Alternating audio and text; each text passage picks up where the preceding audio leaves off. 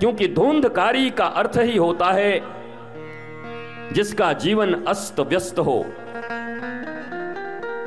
आत्मदेव का अर्थ होता है बड़ा अच्छा आदमी, सच्चा आदमी। तुंगभद्रा का अर्थ होता है, तुंग का अर्थ होता है शिखर और भद्र का अर्थ होता है कल्याण।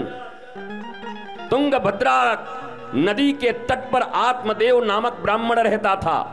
मैं फिर से तुम्हें महत्व ही बता रहा हूं, क्योंकि मुझे समझ नहीं आ रहा कि तुम महत्व को बहुत अच्छे से समझ गए हो भागवत को।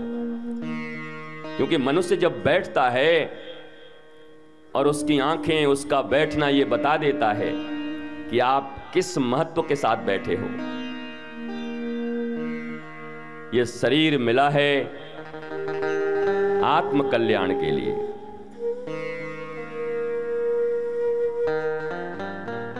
और याद रखो, जो चीज तुम्हें नहीं मिलनी उसके लिए जिद कभी मत करना। ये जो मोटिवेटर लोग तुमको सिखाते हैं तुम कर सकते हो, तुम पा सकते हो, क्या पाना है भैया? क्या पाना है? नहीं, क्या पाना है, मैं ये पूछना चाहता हूं। कल तो बता दिया कि इतना पाने के बाद भी मुकेश भाई अंबानी और अनिल भाई अंबानी की माताजी गुरु के पास जाकर कहती हैं सब ठीक है पर मेरे हृदय में चैन नहीं है। क्यों? एंटीलिया बहुत बड़ा होगा पर 4 लोग एक साथ नहीं रह पाते। मां की इच्छा तो यही होती है ना कि 2 बेटे हैं, 2 बहुएं हैं तो एक साथ रहें, पर वो समर्थ नहीं हो पाई। धन के पहाड़ पर बैठे हुए व्यक्ति आप ही के देश में, बच्चा बच्चा जिनका नाम जानता है, उनकी मां भी प्रसन्न नहीं है, दुखी है, क्योंकि धन उनको सुख नहीं दे पा रहा। उनको सुख है कि हमारे ही कोख से जन्म लिए हमारे दोनों बच्चे और दोनों बहुएं एक साथ रहें। अरे कमी किस चीज की है?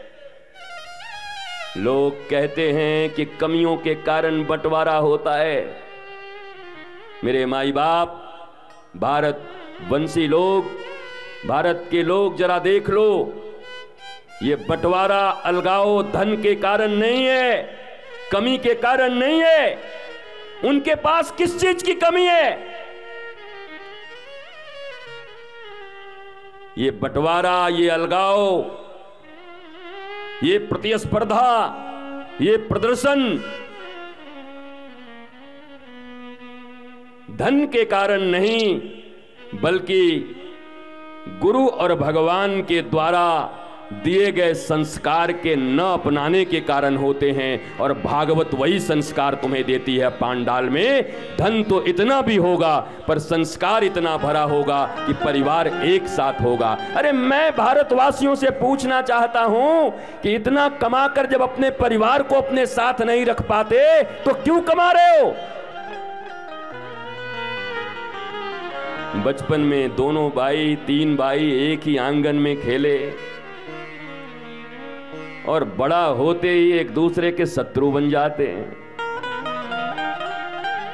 मजे की बात यह है कि कभी तुम किसी दिन टीवी न्यूज पे ये देख लो कि अमेरिका में किसी एक साधारण व्यक्ति को, बहुत गरीब व्यक्ति की लॉटरी लग गई और $5 करोड़ मिल गया उसको, तो तुम चाय पीते पीते देखोगे और कहोगे ओ गुड, वाह कमाल हो गया भाई, फिर भूल जाओगे 2 ही मिनट के बाद। पर तुम्हारे पड़ोसी को अगर 50,000 की लॉटरी लग गई तो 3 दिन ठीक से खाना नहीं खा पाओगे। ये क्या है? अमेरिका में $5 करोड़ मिले किसी को और तुम चाय पीते पीते 2 मिनट तक बात किए फिर भूल गए, पर पड़ोसी को 50,000 रुपए मिल गए कहीं से और 3 दिन तक तुम्हारा खाना बंद। पता नहीं भगवान कहां से गंदे गंदे लोगों को ही दे देते हैं। बताइए, इतना कंजूस है उसके बाद भी इसी को मिलना था। ये क्या है? दुखी अपने संस्कार से हो, दुखी अपने स्वभाव से हो, तुम्हें दुख देने वाला कोई नहीं है। और यही बात सदगुरु और भगवान सिखाते हैं। कि जीवन के जितने भी दुख तुम दूसरों के द्वारा दूर करवाने का प्रयत्न कर रहे हो, तुम्हारा प्रयत्न असफल हो जाएगा। तुम्हारे प्रयत्न सफल तभी होंगे जब तुम अपनी तरफ झांकोगे अपने गुरु के कहने से। दुनिया को तो देखते चल रहे हो इन दो आंखों से, पर अपनी प्रज्ञा और ज्ञान की आंखों से जिस दिन अपने भीतर झांक लिए तो इस भरे संसार में दुख चाहे कितने भी हों, तुम मीरा की तरह घुंघरू बांधकर नाचते हुए नजर आओगे, श्री राम श्री कृष्ण करते हुए नजर आओगे। झांकना भीतर है। एक्सट्रोवर्ट हो, इंट्रोवर्ट होना है।